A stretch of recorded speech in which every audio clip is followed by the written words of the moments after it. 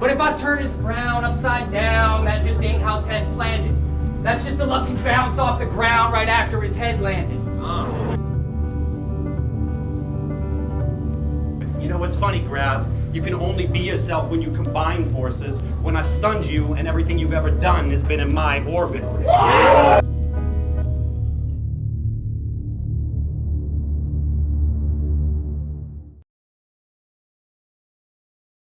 Counting the minus, some people got goals. I tell you what mine is. 30 years old, still trying to be a rapper. 35 and I'm still trying to be a rapper. 40 years old, still trying to be a rapper. They be telling me to quit, but it just don't matter. I'm 50 years old, still trying to be a rapper. 85 and I'm still trying to be a rapper. Died and came back in the next life after reincarnated and still trying to be a rapper. Capital Rap Battles, I'm in the 613 1-Up Cocktail Pub, Ottawa. Make some fucking noise. Capital Punishment 3, I'm your host, Papa Prehistoric. Please subscribe to our YouTube channel. We got a crazy fucking battle, but I got a very special co-host. I go by the name of Dynamic, aka your favorite light skin. I want to make sure y'all fucking with us still. When I say CR, y'all say B. CR. That's what's up. I also got another co-host who knows both these battlers very well. Tell them who you are. Not a very special co-host, but yo, it's the motherfucking Clumzilla, aka fucking Benicio del Sporto. Yo, these are two of my best friends. I can't wait to see these two motherfuckers murder each other. Let's do this. Good friends, better enemies. Gravity versus Steady KGB. They're going to introduce themselves in a second, but I just want you to know they were friends, and we'll see what happens after. Battler to my left, introduce yourself. Yo, it's Teddy KGB, the Reds Sound Decisions. Yo, Ottawa, what is up? Battler to my right, introduce yourself. Mic check, they already know me, let's go. Alright, Gravity chose to go first. Everybody hold it down. If you want to chat, just go have a smoke outside. This shit's gonna get mad personal. Let's go. At the bar. Yo, hold it down at the bar. Okay. What's poppin', Theodore? Whatever you do, don't be a bore in front like you battled one like me before. Now, we were gonna get the band back together, Ted. I was eager to collab on some tracks. Pre and Corms set this shit up instead to see Caesar get stabbed in the back. Hey, too brute. At least those two gave me some warning to face this. And they used to say not to trust the Jews. Shit, I told Corms he's a racist. It hurt his feelings, bro. But now I kind of feel him, though. You remember when we were booked to do this before? Your bitch ass withdrew in embarrassment? Yeah, that's because you knew who would carry it, and deep down that would screw with your narrative. Well, this time, fuck a compliment or a friendship. You can shoot it and bury it. Dump it in the same hole where you threw your inheritance. Maybe it'll sting a little less when I leave you and your arrogance gutted and hanging in public like Judas Iscariot. No. Let's go. Now you could say I'm ex-KGB now, because of all the lies you spew. Left the agency, but the last hit I authorized was you. I said make it public, a snuff flick. I can monetize the views, then throw a hook into his hook nose that'll lobotomize this Jew. Now for this, I cut all the love for you from my heart and I cauterized the wound. Cause rap's not your muse, she's Medusa. If you cauterize, you're doomed.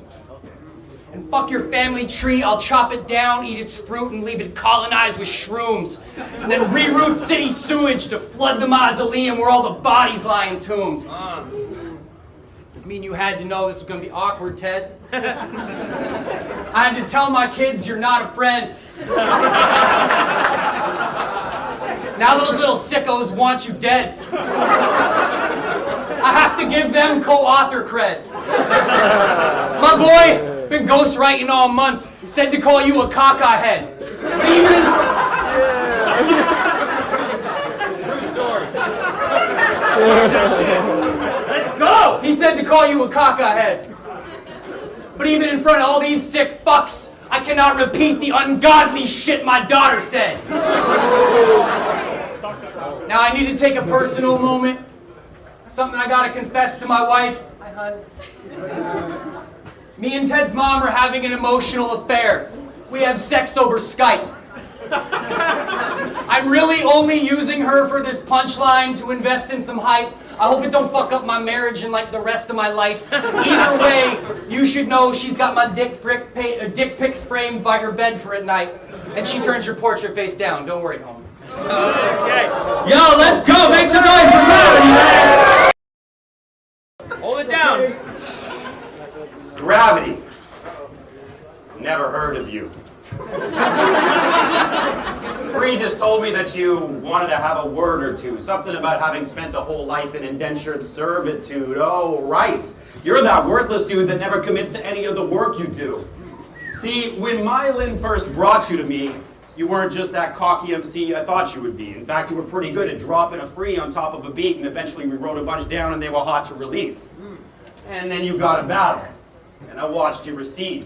You used to put a lot of work in, but you give those songs a reprieve, and I thought you'd snap out of it. But you became staff in Ottawa's league, so eventually you really did become the rapper I didn't want you to be.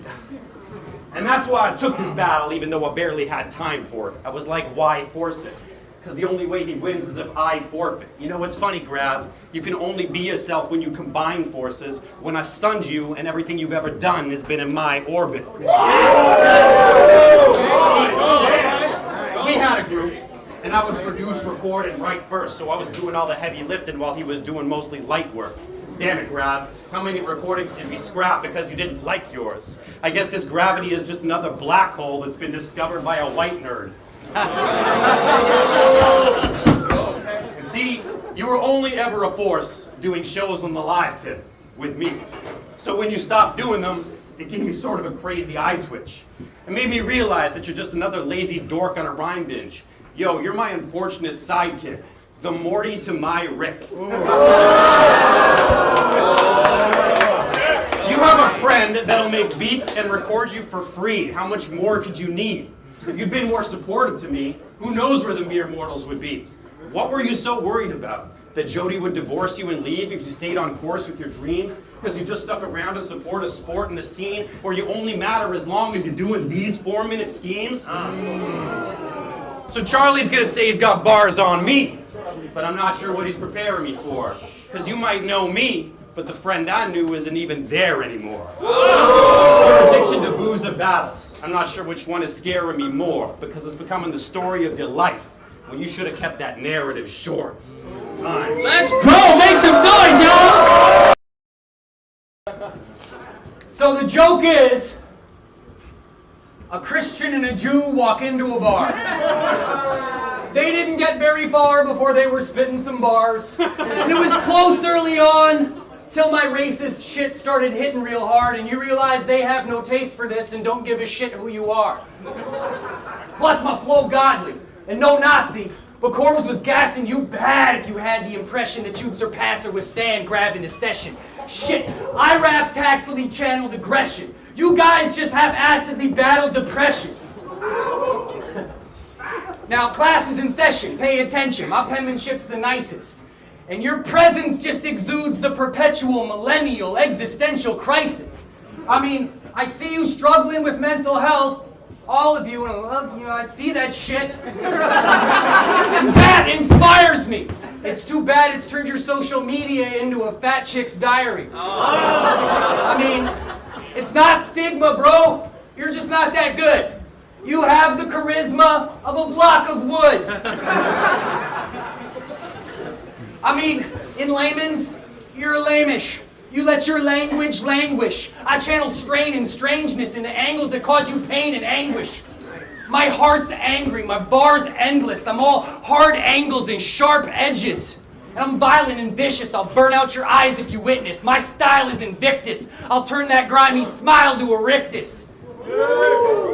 But if I turn his frown upside down, that just ain't how Ted planned it. That's just a lucky bounce off the ground right after his head landed. And fuck all the friendly shit. I won't stop brutalizing him until Teddy's a corpse. And I'll stare down his next of kin while eulogizing him without a shred of remorse. I think about your funeral a lot lately, homie. Like, will others be there? Or will it be a quiet, private, loveless affair? Sometimes I wonder whether or not your brother would care, but mostly I fantasize about what your mother would wear. Moral of the story, Teddy is whack. And I bet my bottom dollar that bitch looks sexy in black. Let's go, let's go! Oh, we having fun or what? Round 2, let's go. Yo. Hold it down. Gravity's memory is incredibly lame. On Facebook, he's Charles David because Charles Wilson can't even remember his name.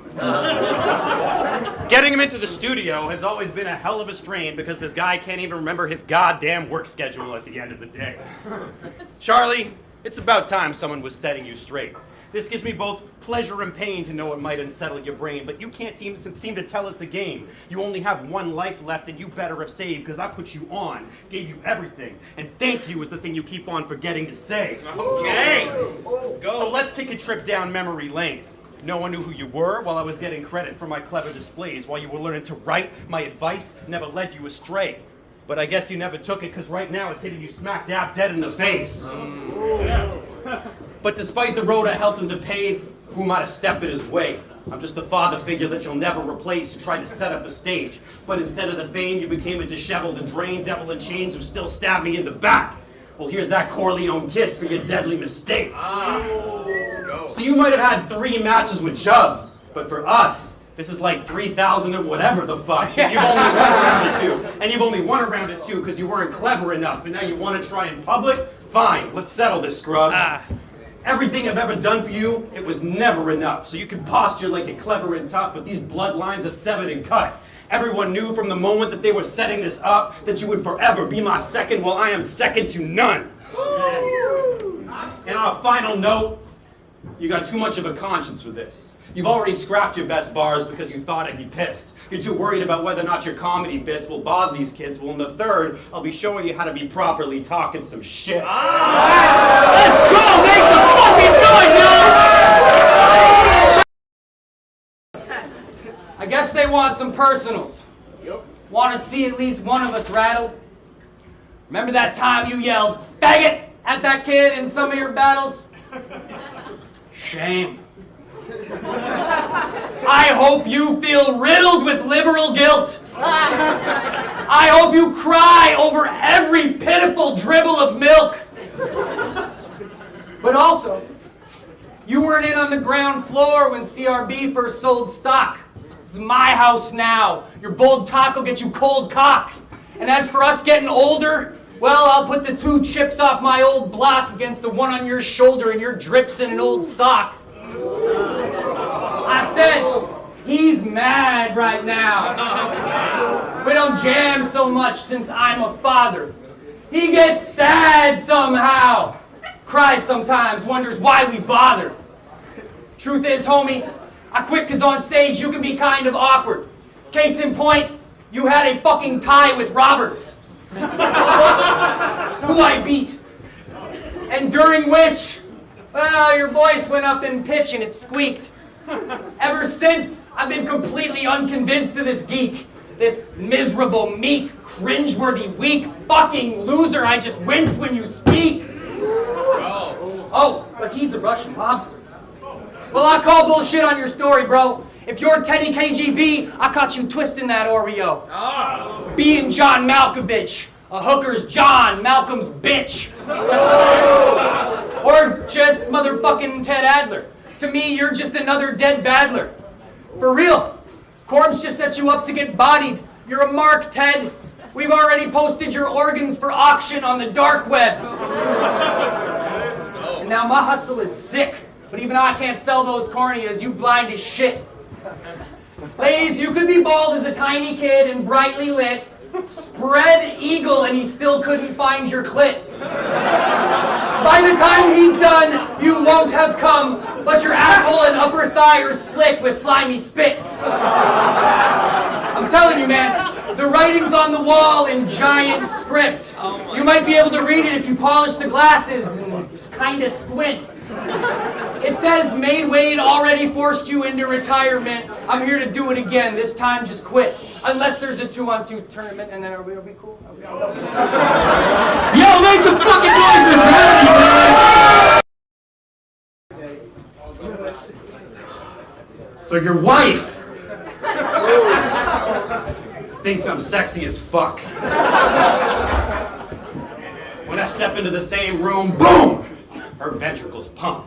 And I know you guys are high school sweethearts, but I'm a legend to Chuck. And since she already knows you revere me, she also knows that I'm way better at stuff. Okay. Which is why when this guy is getting the tug, it is wretched, tepid, and tough. She's distracted herself with her phone, you know, looking her schedule up, just regular stuff. The honeymoon is long over. She imagines herself with someone more weathered and gruff. So I guess it's not just in inches the way this guy is never, you know, measuring up. You know what brought me and Jody together? It's our mutual hatred of you. You should face it, it's true, because you're tasteless and crude. Jody's pissed because they keep on taking the spoons to free base in your room, and she started wondering what life would be like if 15 years ago I had been the one who was making a move. See, your relationship is basically doomed with the places you're taking it to, because you don't listen. You start talking in the morning and you don't stop until the late afternoon. Can't get a word in edgewise, just gotta kind of wait till he's through. Ranting from everything from racist to space to just the shape of the room. Anyway, Jody, I got a proposition. After I clock this guy and watch him die, I can come over with a box of wine. We got some time. We can get it all out. We'll talk, we'll cry. Maybe at the end of the night, you'll say goodnight, but not goodbye. Okay. I just heard a lot of awkward sighs, and I'm not surprised. And that's because I told a lot of lies. So, Jody, I apologize. It's just that the crowd loves a few shocking rhymes, and we already talked. It's fine. Besides, what's the point of battling a friend if you can't be obnoxious and cross some lines? Time. Yo, I want to make some fucking noise right now! I want you to give a big hug to each other.